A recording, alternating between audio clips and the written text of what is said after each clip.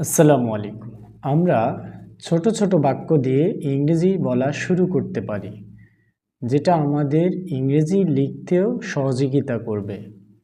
আমরা যদি বলি, আমি বইটি 2 ঘন্টা যাবত পড়ছি, এটার ইংরেজি বলবো I am reading the book for 2 hours.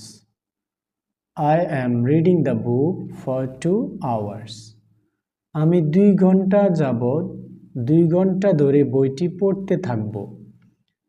I will be reading the book for 2 hours. বইটি খুবই তথ্যবহুল এবং ঐতিহাসিক। It is a very informative and historic book. এখানে বইটিতে ঘটনাসমূহ বা ঘটনাগুলো বিস্তারিত বর্ণনা করা হয়েছে।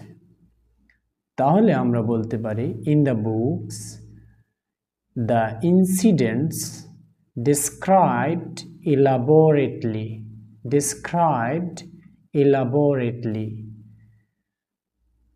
তাহলে এরপরে আমরা যদি বলি যে বইটি থেকে আমি অনেক কিছু শিখেছি, তাহলে আমরা বলতে পারি যে I learned অথবা I have learned many things from the book. I have learned many things from the book. বইটি আমার ভালো লেগেছে। I like the book. So practice every day.